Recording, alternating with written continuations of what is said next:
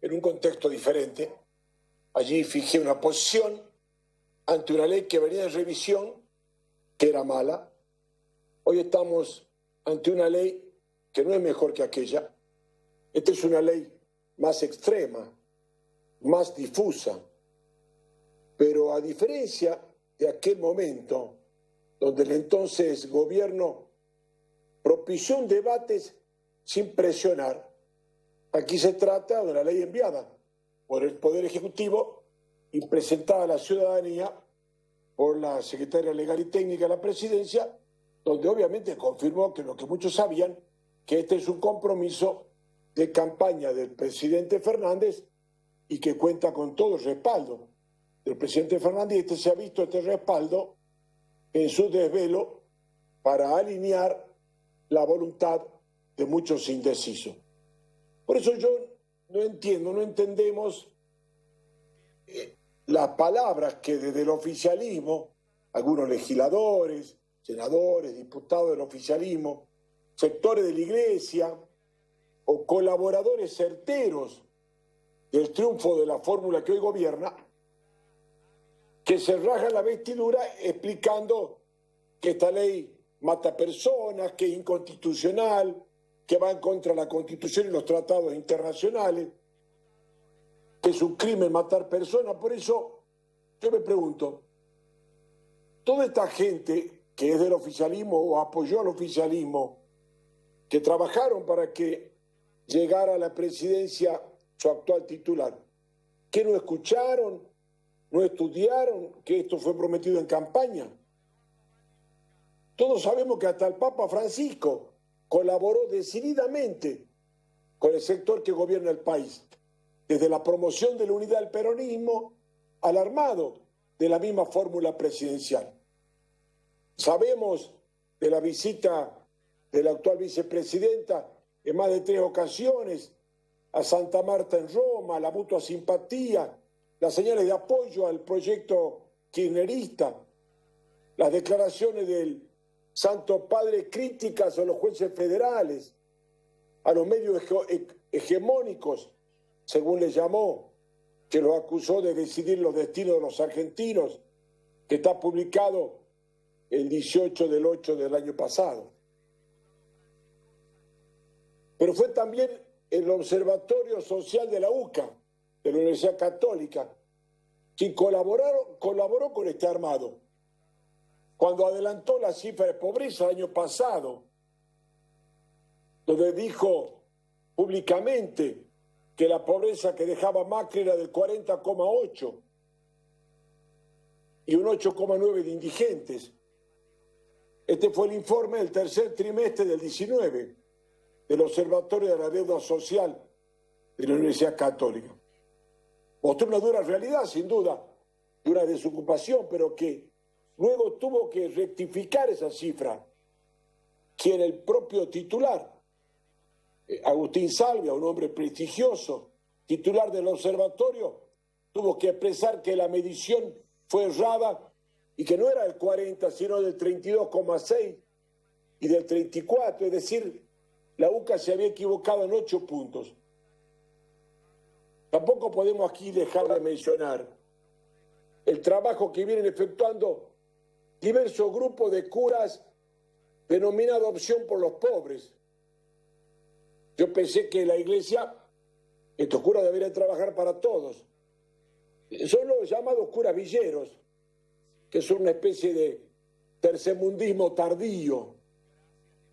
La actual vicepresidenta se juntó con ellos en el 2016, en la isla Maciel, donde se comprometieron los curitas a acompañar la propuesta de un frente, y fueron ellos los que pidieron encontrarse. En el 2017 estos mismos curitas publicaron una solicitada pidiendo lo que ellos llaman liberación de presos políticos. Y mire quién eran los presos políticos para los curitas.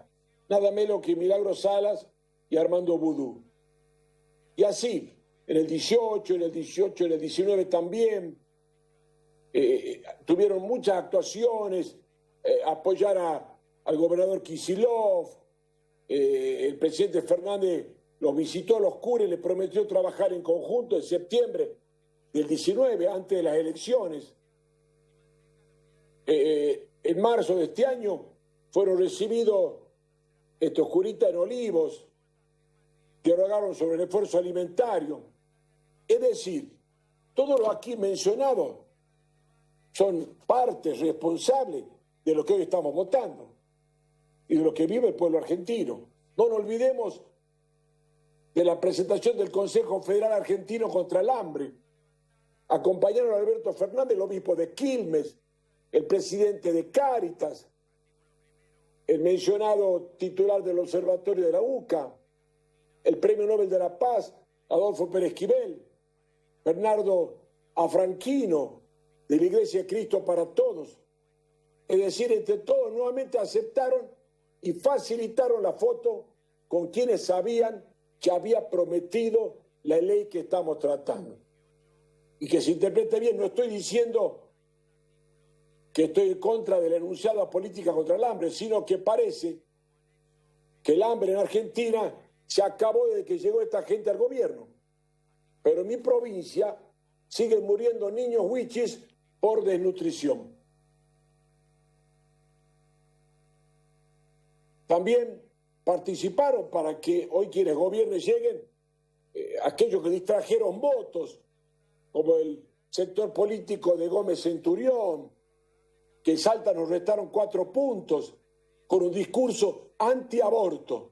Yo me pregunto, ¿de qué les sirvió a aquellos que engañados lo votaron y ellos que engañaron a la gente? Muchos votantes que discursivamente en redes sociales defienden las dos vidas, pero aún sabiendo que esto iba a pasar, respaldaron la fórmula que hoy gobierna. Por otra parte, también valoro desde el punto de vista de quienes están a favor de esta ley, valoro que este sea un compromiso de campaña y que el gobierno lo esté cumpliendo, porque obviamente que es bueno que se cumplan los compromisos de campaña. Pero también le digo a aquellos que colaboraron, que lo he enumerado, aquellos que hoy se desgarran la vestidura por la ley y que apoyaron que este gobierno llegue, le debo decir crudamente que tienen lo que se merecen de aprobarse esta ley. Ahora también sería bueno que una vez agotado este tema, se cumplan otras promesas electorales del actual gobierno. Volver a hacer funcionar la economía, reactivar el Mercosur, acelerar el crecimiento de las exportaciones, terminar con el hambre, construir viviendas, recomponer el ingreso de los jubilados. Hoy justamente el diputado trató una quita en las futuras actualizaciones, porque está sucediendo todo lo contrario de lo que prometieron. Estamos atravesando uno de los momentos más difíciles. El hambre, la desocupación, la cuarentena mal dispuesta, el peso de 42.000 argentinos muertos, la pobreza que ha trepado a casi el 50%, la inflación, la inseguridad. Y hoy estamos discutiendo esta ley que no ayuda a la unidad. ¿Por qué? Porque es una ley que nos obliga a decir sí o no. Se hizo desaparecer o no existió la posibilidad de mejorar una ley, de acercar posiciones, consensuar. Un mecanismo que eliminó la posibilidad de encontrar tonos grises y no un blanco y negro. Y esta división, esperemos que, agotado este tema, nos lleve a un camino de buscar acuerdos en otros temas que vienen. Yo digo que debemos, después de que esta ley se trate, si llegara a ser aprobada, tengamos la voluntad y la conducta de dar por terminado el tema y respetar la voluntad mayoritaria que hoy se expresa acá.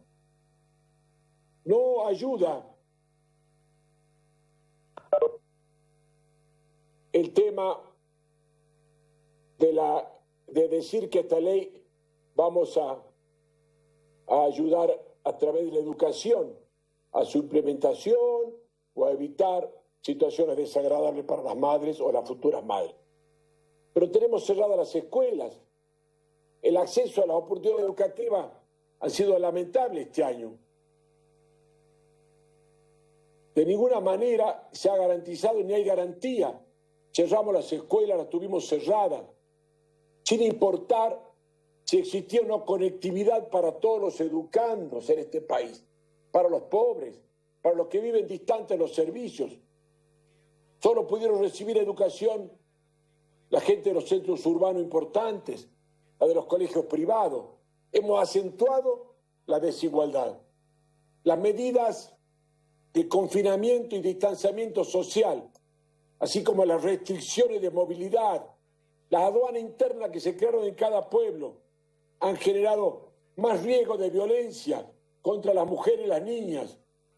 El aislamiento ha generado barreras adicionales en el acceso a los servicios esenciales. La ley, según el gobierno, dice que considera un reclamo colectivo de las mujeres, que es para el bienestar de ellas, pensando en ellas. Pero esta es una visión parcializada. La cuarentena, la pandemia, profundizan el estrés económico y social. Se ha intensificado la violencia contra las mujeres en el ámbito doméstico.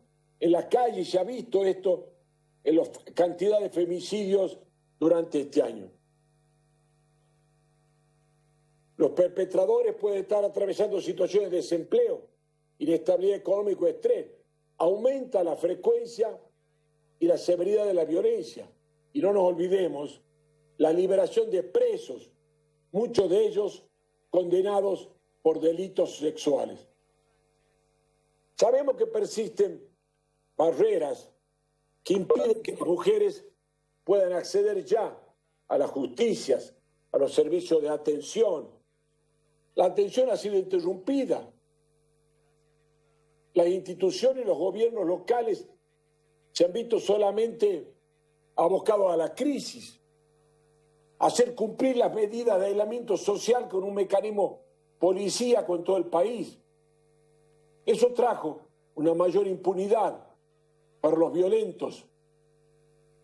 Sabemos también que la segmentación del mercado laboral sigue operando en contra, en detrimento de las mujeres. Si bien la desigualdad de género es reconocida y repudiada cada vez más por la sociedad, cuantificar la magnitud de esas diferencias, de las que todos somos conscientes, es sumamente necesario si se quiere plantear un cambio serio y empoderar de verdad a la mujer. La dirigencia política de los partidos tiene la obligación de generar el consenso necesario para sacar al país adelante. No se supo para esta ley abrir un diálogo. No hubo participación de las fuerzas políticas. Solamente se discutió el aborto y la legitimidad o no de la interrupción voluntaria de la vida humana en el estado inicial de desarrollo. Existen puntos de vista diferentes, encontrados, diversos y divergentes. Se trató todo en forma expresa. Además, con este aislamiento y con estas sesiones virtuales que impiden el diálogo de la presencia, del debate personal.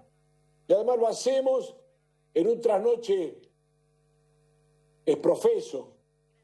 ¿Qué necesidad tenemos de debatir y votar esta ley a la madrugada, ocultos en la sombra de la noche, por razones de seguridad, me dijeron? Que es una barbaridad que esto sea así. Deberíamos tener un sistema de más cooperación para el tratamiento de estos proyectos. Escuchar la diversidad de opiniones.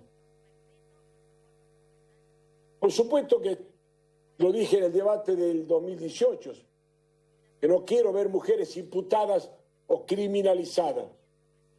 Este tema debería haberse visto también por separado. No debería haber un tratamiento basado en el eslogan, basado en la publicidad, sino ver con sensibilidad y profundidad la dignidad y el respeto que la mujer se merece. Sin dejar de observar el otro ángulo, el de los abortos clandestinos y sus riesgos, una realidad tan dolorosa.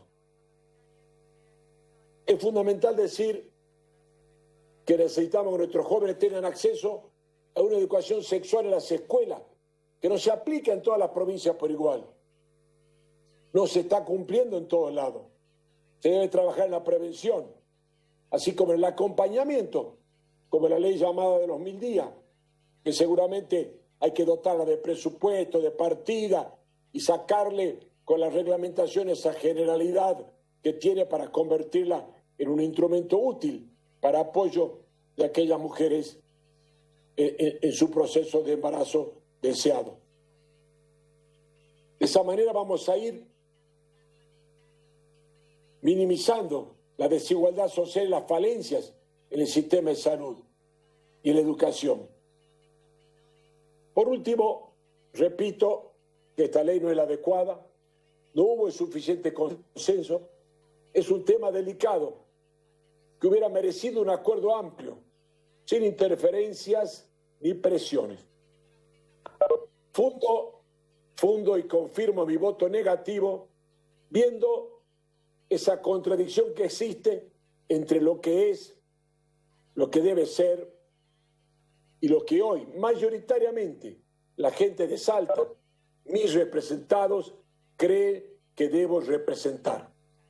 Me debo a ellos.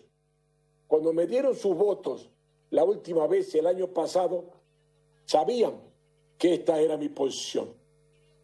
Reivindico el valor de la palabra y el de la representación. Eso está por encima de otro valor. Solo cumplo con lo que me comprometí. Eso me lleva también a entender y a respetar la posición de quienes votan y están a favor, que de aprobarse o no, debemos respetar la voluntad que en mayoría se exprese aquí esta madrugada. Muchas gracias. Muchas gracias, senador. Continuando con los cierres, tiene la palabra senadora Elías de Pérez. Gracias, presidenta. Hace 2 años, como recordaban recién el